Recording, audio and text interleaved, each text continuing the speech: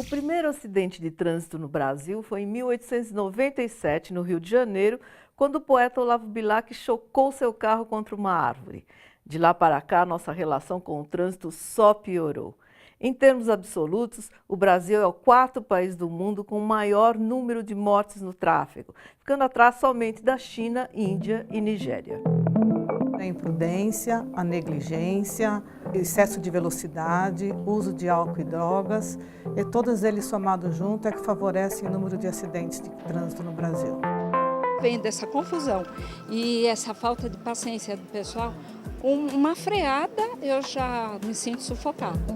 Aqui não há semáforo. Mesmo assim, a zebra da travessia de pedestres é sagrada. Os motoristas param e esperam.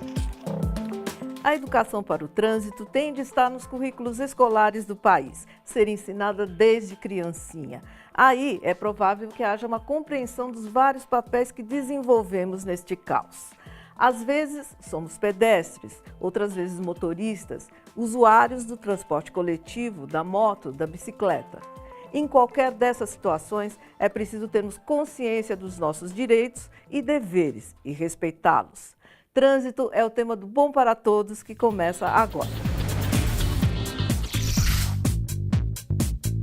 Segundo o IBGE, mais de 79 milhões de unidades compõem a frota brasileira de veículos. Além de problemas ambientais e de saúde causados pela poluição, os acidentes de trânsito foram responsáveis por 5.856 mortes no ano passado e quase 201 mil internações. Um custo de mais de 270 milhões de reais aos cofres públicos. Nesse ambiente hostil, não é de se estranhar que muitas pessoas, mesmo sabendo dirigir, tenham receio de assumir o volante. Dirigir, teoricamente, traz conforto e autonomia, mas também medo. Algumas pessoas conseguem lidar com ele e superar a pressão. Outras vão em busca de especialistas, escolas que tentam dar tranquilidade emocional para os habilitados. Eu tenho carta, já vai para uns 15 anos. Comprei carro, andei pelo bairro, suave igual uma louca, e agora vem dessa confusão e essa falta de paciência do pessoal, uma freada eu já me sinto sufocada. Eu tenho vontade até de dirigir, eu tenho vontade, mas o medo toma conta. Rita ainda não buscou ajuda para superar o medo, mas já há um contingente de pessoas que, como ela, precisam de treinamento específico para encarar o trânsito. Com isso, tem aumentado bastante o número de escolas para habilitados que oferecem, além da prática em situações reais de trânsito, um acompanhamento psicológico. Uma dessas escolas passou de 40 para 50 unidades espalhadas pelo Brasil nos últimos 2 anos. A intenção é que elas entendam que tem uma dificuldade prática, elas não conseguem ir para o trânsito, né? Mas depois, com o entendimento do que acontece, tanto da prática quanto do equilíbrio emocional que ela precisa ter para estar no trânsito, ela percebe que ela precisa das duas coisas juntas.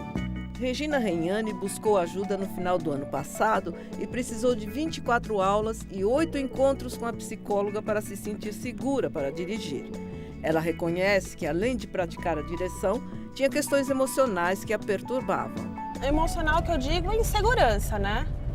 A insegurança em si, né?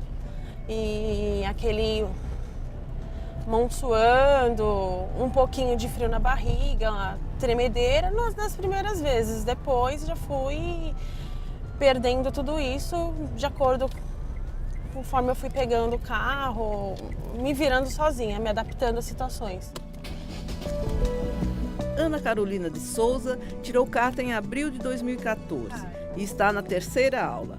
Apesar de ainda ter medo, já vê os benefícios do acompanhamento com o profissional. Aqui mesmo, ó, eu vendo esse monte de carro, eu já consigo assimilar que se eu tô na minha reta, eu presto atenção no que eu estou fazendo, olhando sempre no retrovisor e vendo se eu posso passar, qual é a minha distância. Nós, como seres humanos, vamos ter várias situações que podem surgir e nós não percebemos, como, por exemplo, se preocupar com os outros, com os carros, né? Como é que eu vou me colocar com o meu carro diante dos carros que estão lá, né? Posso fazer o que com o carro quando tiver uma pessoa atravessando na minha frente? Então, tudo isso gera uma sensação de medo. Parte dos problemas, na verdade, não está no trânsito em si, mas em como a vida está organizada nas cidades. Entrar naquela cápsula colorida, protetora, com bancos confortáveis, dá ao motorista uma sensação de enorme poder. Dentro do carro, é como se tivesse aval para colocar para fora toda a sua raiva, estresse e frustrações. Desde que nós nascemos, ao sair da maternidade, a gente está inserido nesse trânsito. Então, por que não fazer do trânsito algo prazeroso? Eu sei que eu preciso dele para me locomover, mas infelizmente as pessoas enxergam de outra forma, levando o que eles estão passando no dia a dia, o seu comportamento, a sua parte, o psicológico deles, eles levam para o trânsito mesmo. O trânsito está virando uma válvula de escape para o comportamento das pessoas. O que fazer, por exemplo, numa cidade como São Paulo, onde o automóvel, mais do que meio de transporte, é também símbolo de status? Quem responde é a psicóloga e professora universitária Maria Tereza Campos, há mais de 10 anos ligada à área de psicologia do trânsito. O brasileiro é muito ligado, o carro ele é um sinônimo de status. Se o vizinho trocou o carro, eu também vou trocar. Se o fulano tem um carro importado, é porque ele é mais rico do que eu, né? Então está muito ligado à ascensão social, ao poder, à classe econômica, né? O que eu posso fazer de uso desse carro. Eu acho que é uma coisa assim que não dá para mudar muito rápido, porque desde 1950, quando foi instituída a indústria automobilística no Brasil, e a indústria automobilística passou a ser assim, um denominador muito significativo da economia brasileira, então se cultuou muito o desejo coletivo de se ter um carro. E com isso também nossas políticas públicas não investiram no transporte público. O carro passou a ser assim, não só objeto de desejo, mas também como um utilitário necessário para eu ir e vir, para trabalhar, para resolver os problemas. E aí o trânsito realmente se tornou um caos, porque não há espaço físico suficiente para o número de carros que nós temos na cidade. Isso não é na cidade de São Paulo, isto é, além do Brasil, em todas as outras grandes metrópoles. Eu gostaria de saber se o dia a dia das pessoas no trabalho, em casa, assim, né, tem uma influência no trânsito, né? Nós temos assim, né, conceitualmente, que tempo é dinheiro. Todos nós estamos correndo atrás do tempo. Então, todas as pessoas acham que ela está em situação de prioridade.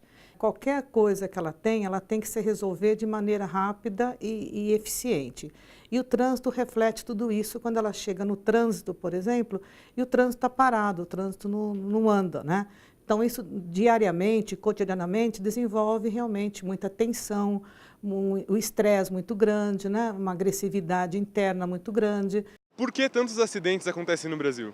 Bom, Leandro, existem 5 causas fundamentais de acidentes de trânsito no Brasil. Primeiro, a imprudência, a negligência, excesso de velocidade, uso de álcool e drogas, e todos eles somados juntos é que favorecem o número de acidentes de trânsito no Brasil.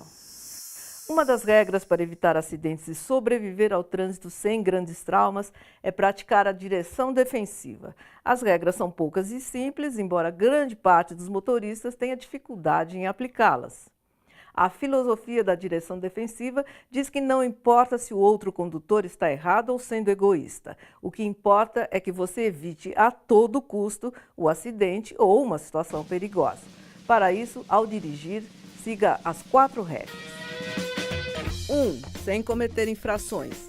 2. Sem abusar do veículo. 3. Sem atraso nos horários. 4. Sem faltar com a cortesia. No próximo bloco, vamos ver como praticar a direção defensiva. Educação para o trânsito, desde o nascimento até o final, até a idade adulta mesmo.